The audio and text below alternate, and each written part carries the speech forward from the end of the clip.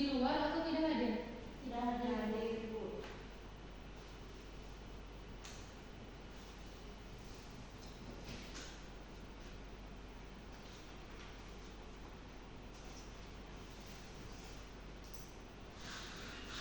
Absen dulu ya. Margaret Hadir, Bu. Uswa Hadir, Bu. Hair Apa? Stefan. Apa? Kenapa alfa semua ini? Tahu, Ibu. Fadila Hadir, Bu.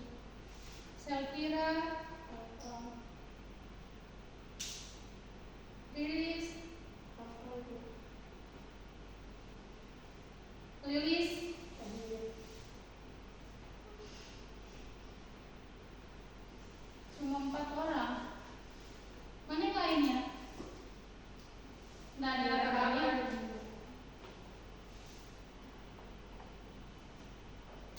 Baik, sebelum mulai pembelajaran, Ibu minta ketua kelas pimpin doa. Teman-teman, sebelum kita mulai pembelajaran, kita berdoa untuk menurut kepercayaan kita masing-masing. Berdoa dimulai. Tuhan selesai. Kasih Fadila.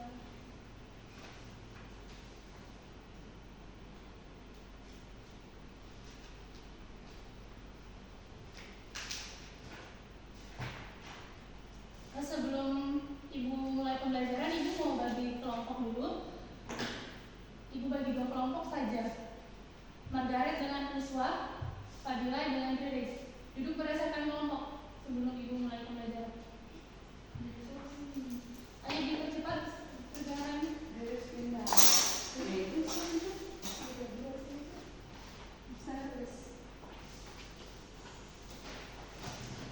Ibu Riris kamu pindah. Kenapa Riris? Tidak boleh itu teman Riris. Jadi Ibu bagikan ke KPD untuk kalian. Ibu minta nanti kalian simak materi yang Ibu berikan pada hari ini. Setelah itu sesuai dengan materi yang Ibu terangkan, kalian mengerjakan KPD yang sudah Ibu berikan. Disimak baik-baik materinya, karena itu akan menjadi penilaian Ibu ya.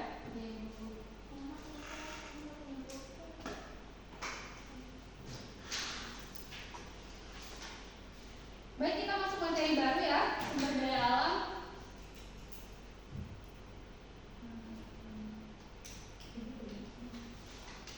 Tanggal berapa ini? Tanggal 20.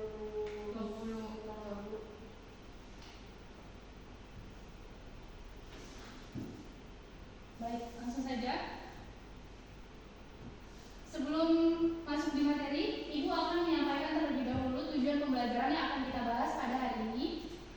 Yang pertama, Ibu ingin kalian memahami pengertian dan klasifikasi dari sumber daya alam. Itu tujuan yang pertama. Kemudian yang kedua, itu Ibu juga ingin kalian mampu menjelaskan pentingnya pengelolaan sumber daya alam yang berkelanjutan bagi kehidupan kita.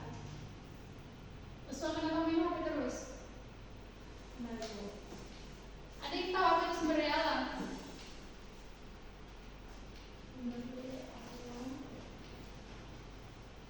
Sumber daya yang datang dari lingkungan sekitar.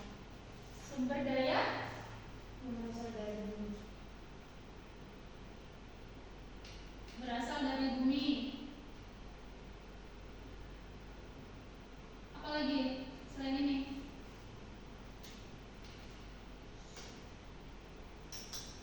Berasal dari alam.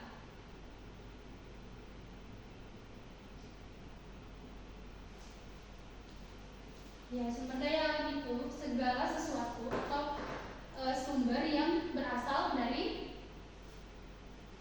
mana? Dari alam. Ya.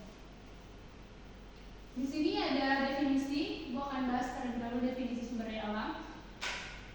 Sumber daya alam itu merupakan semua potensi benda mati dan makhluk hidup yang mendukung kehidupan manusia, yang mana sumbernya itu berasal dari alam. Kemudian manfaatnya itu sumber daya alam itu memiliki nilai ekonomi dan ekologi yang kuat untuk mendukung kesejahteraan masyarakat dan pembangunan negara.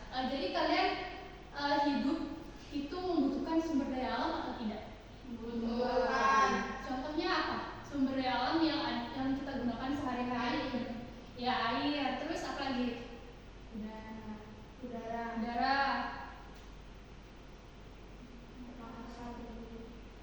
Yang di ruang kelas kita ini apa? Yang berasal dari alam, pemanfaatan. Meja. Terus kursi.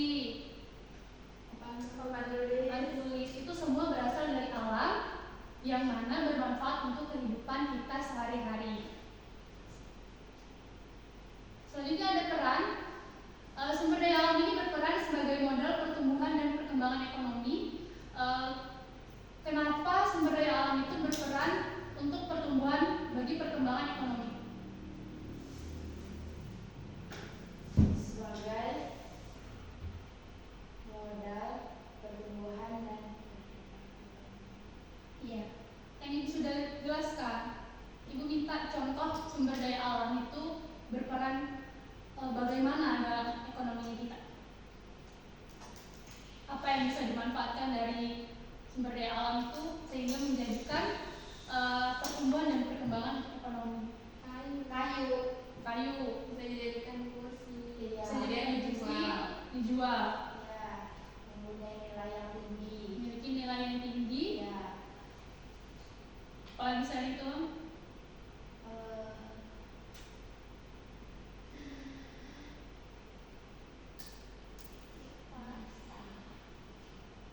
Banyak ya. Nih meja ini kita yang membuat kan bukan kita, yang membuat itu orang lain yang memproduksi, kemudian sekolah itu membelinya karena dia memiliki kualitas yang bagus, dia memiliki nilai yang tinggi sehingga berperan sebagai modal pertumbuhan dan perkembangan ekonomi. Kemudian klasifikasi sumber daya alam. Sumber daya alam itu terbagi menjadi berdasarkan jenisnya. Ada sumber daya alam hayati dan sumber daya alam non hayati. Sumber daya alam hayati itu yang bagaimana? Ada yang tahu? Ada yang bisa kasih? kayak batu. Hayati itu yang hayati itu yang hidup. Kalau non hayati yang tidak hidup. atau lebih sederhananya itu biotik dan abiotik. Dijelaskan sedikit.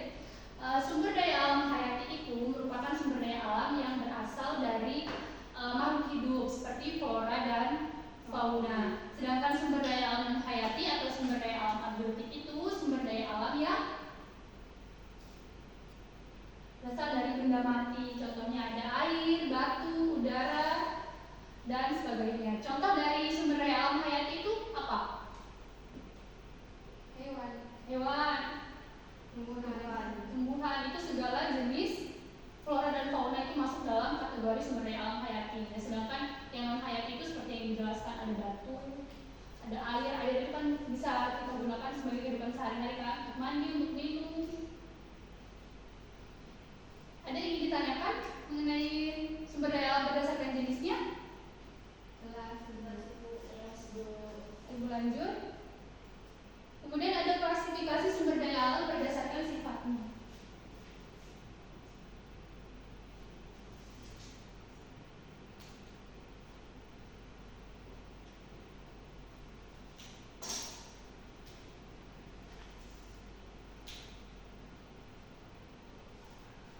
Sumber daya alam berdasarkan sifatnya itu ada sumber daya alam yang dapat diperbarui atau renewable dan sumber daya alam yang tidak dapat diperbarui atau non renewable. Sumber daya alam yang dapat diperbarui itu seperti air, hutan, energi, dan angin. Sedangkan sumber daya alam yang tidak dapat diperbarui itu contohnya apa? Minyak bumi. Kalau di wilayahnya kita Sulawesi Tengah ini apa? Sumber daya alam yang tidak dapat diperbarui di Sulawesi Tengah yang khas, sumber daya alam yang dimiliki di Sulawesi Tengah apa? Nikel. Terus apa lagi? Batu bara.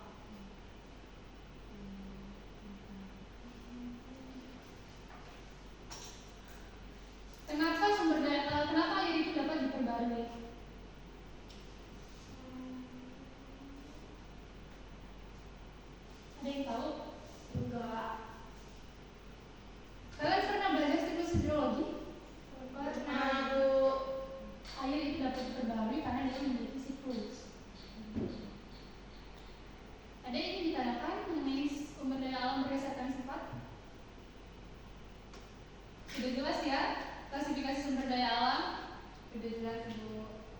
Selanjutnya ada potensi sumber daya alam Indonesia, yang mana Indonesia ini kaya akan berbagai sumber daya alam, termasuk ada mineral yang strategis, barang tambang, seperti di wilayah kita sendiri ya, ada pertambangan emas di Boya, kemudian ada sumber daya hutan, kemudian ada sumber daya laut, dan keanekaragaman hayati.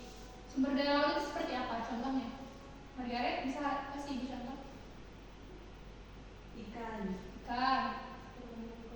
Terumbu karang, rumput laut,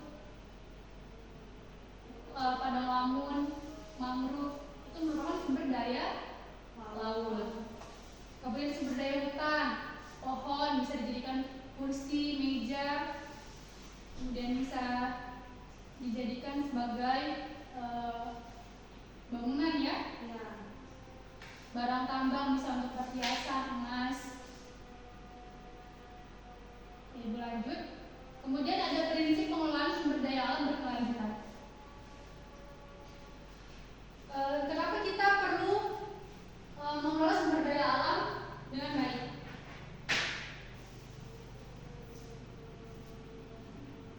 Kita tidak boleh mengeksploitasi sumber daya alam karena bisa menyebabkan kerusakan lingkungan. Jadi ada empat prinsip pengelolaan sumber daya alam yang berkelanjutan. Yang pertama, memperhatikan keberlangsungan dan kelestarian lingkungan. Yang kedua, menjaga keseimbangan antara pemanfaatan dan konservasi. Yang ketiga, mempertimbangkan aspek ekonomi, sosial, dan lingkungan. Ini contohnya seperti tadi ya, apabila ada pertumbuhan ekonomi di sekitar wilayah tersebut, maka sumber daya alam yang diambil itu tidak boleh berlebihan. Jika diambil secara berlebihan dan tidak memperhatikan keberlangsungan dan kelestariannya, serta tidak menjaga keseimbangan antara pemanfaatan dan konservasinya, maka akan mengakibatkan kerusakan lingkungan. Kemudian memanfaatkan teknologi yang ramah lingkungan. Contohnya apa? Teknologi yang ramah lingkungan di era sekarang itu kan banyak ya. Motor listrik, sepeda listrik, itu dapat memanfaatkan teknologi yang ramah lingkungan dengan menggunakan motor listrik dan sepeda listrik, sehingga tidak merusak lingkungan kita. Kemudian ada tantangan pengelolaan sumber daya alam di Indonesia, yang mana eksploitasi berlebihan. Pemanfaatan sumber daya alam memperbarui kapasitas regenerasi. Di sini kita tidak boleh melakukan eksploitasi seperti yang Ibu jelaskan, itu dapat menyebabkan kerusakan lingkungan. Kemudian yang kedua, tantangannya itu kerusakan lingkungan ya. Aktivitas seperti tambang yang ada di lingkungan kita itu dapat merusak ekosistem. Kemudian ada konflik kepentingan yang mana perebutan sumber daya alam antara pemerintah, perusahaan, dan masyarakat. Yang keempat, tantangannya yaitu adanya distribusi yang tidak merata, yang mana manfaat sumber daya alam ini tidak dirasakan secara adil oleh semua pihak, gitu ya. Kadang ada sumber daya alam yang dieksploitasi untuk kepentingan tersendiri. Jadi masyarakat lain itu atau individu yang lain itu tidak merasakan sumber daya alam yang ada. Kemudian adanya keterbatasan teknologi. Minimnya teknologi yang ramah lingkungan itu memperburuk eksploitasi seperti tambang tadi ya, itu menggunakan teknologi yang semakin canggih, itu juga dapat merusak lingkungan kita. Ya. Ada yang ingin ditanyakan?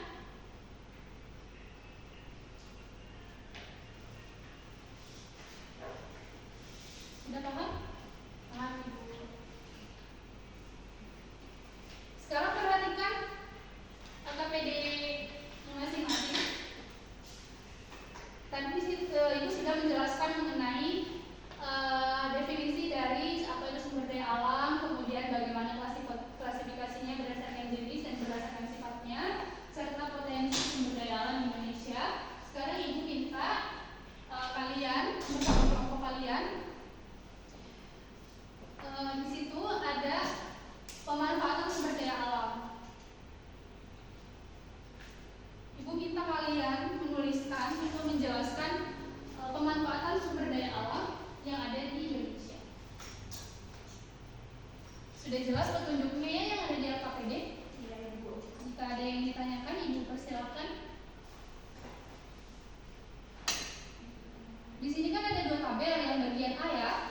Ibu minta kelompok 1, Fadila dan Riris, itu bagian yang tabel 1, yang ini.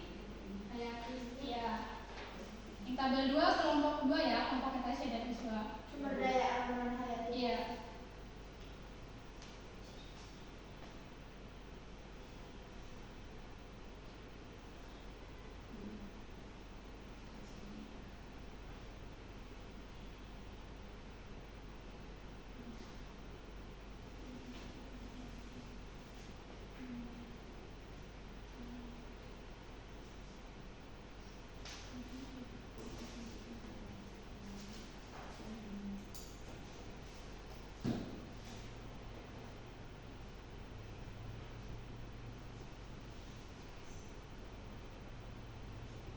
Ibu pulpennya harus tintanya. Ini pakai pulpen ini saja.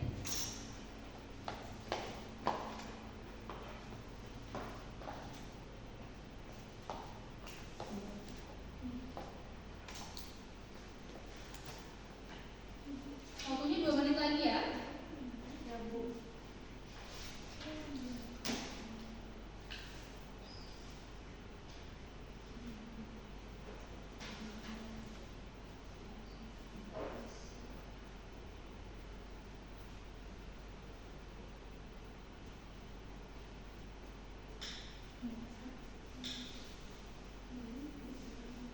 Iya.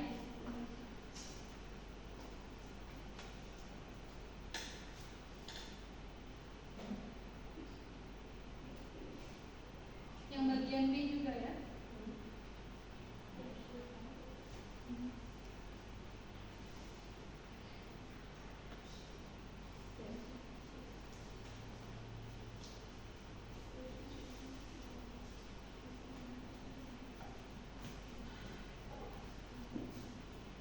Yang sudah selesai boleh maju dipresentasikan.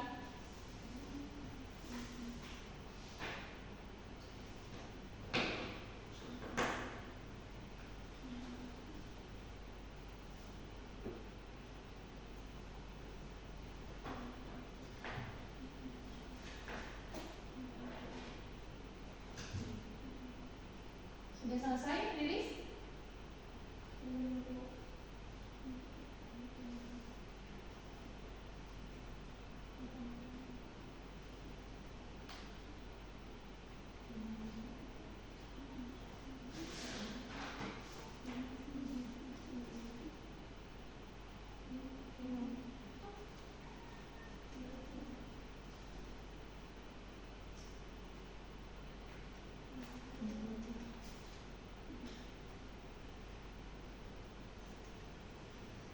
Sudah, Ibu. Oke, kelompok 1 boleh maju mempresentasikan hasil kerjanya.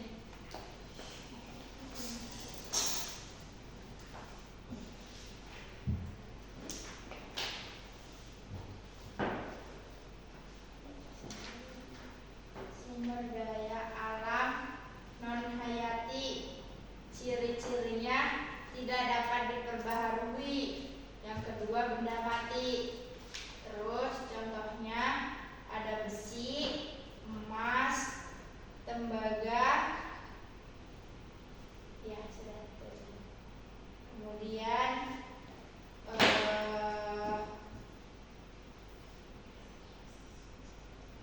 sumber daya alam hayati dan non hayati sesuai dengan cara pemanfaatannya. 1. Bahan pangan. Pemanfaatannya, contoh sumber dayanya tumbuhan, bahan obat-obatan juga tumbuh-tumbuhan. Terus kemudian bahan kosmetik juga tumbuhan. Kalau sumber energi, matahari. Udah? Ya. Kesimpulan ya? Ya. Ya, makasih. Beri apresiasi untuk Puspa dan Margaret. Terima kasih, cukup bagus ini sudah jawabannya ya. Kelompok 2 sudah? Nah, Ayo, presentasikan.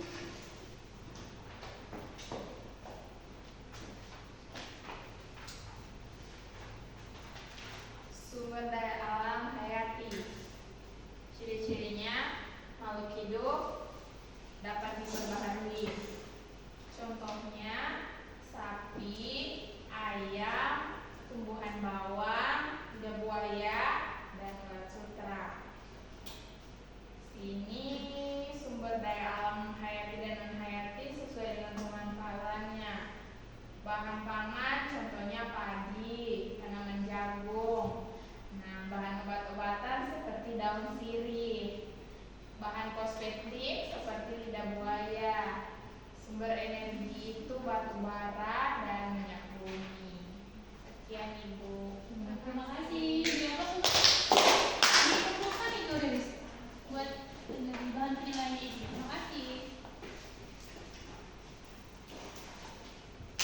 Iya, itu tadi yang kalian presentasikan sudah jelas ya, sudah cukup baik. Berarti apa yang Ibu sampaikan sebelumnya kalian sudah dapat memahaminya dengan baik.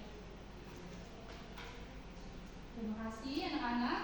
Mungkin cukup sampai di sini ya pertemuan kita hari ini. Ada yang bisa menarik kesimpulan nggak dari apa yang sudah Ibu jelaskan dan apa yang kalian dapat dari pertemuan hari ini? Bu minta Fadila, bisa kasih kesimpulan Ibu? Bisa Ibu. Jadi Boleh lanjut ke depan.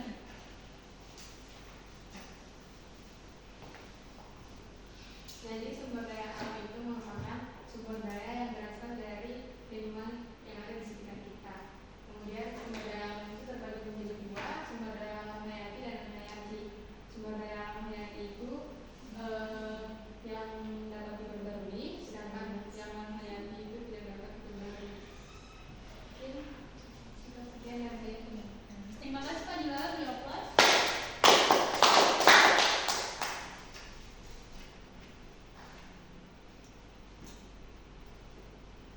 Ya, jadi sumber daya alam itu merupakan kekayaan bangsa yang harus kita jaga kelestariannya. Kemudian pengelolaan yang bijak itu menjamin keberlanjutan untuk generasi yang mendatang. Maka itu kita harus menjaga lingkungan yang ada di sekitar kita.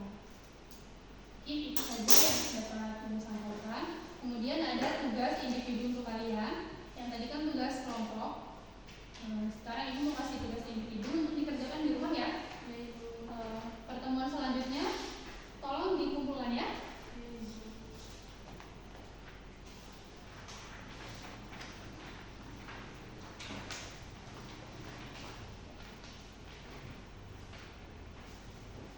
Baik, sebelum Ibu tutup pembelajaran, Ibu akan menyampaikan materi minggu depan, yaitu kita masuk ke materi baru ya, bioma. Masih sekitaran sumber daya alam, tapi subbab materinya sudah masuk di bioma ekosistem. Bukan sumber daya alam, ekosistem ya. Baik, Ibu minta ketua kelas memimpin doa untuk menutup pembelajaran kita pada hari ini.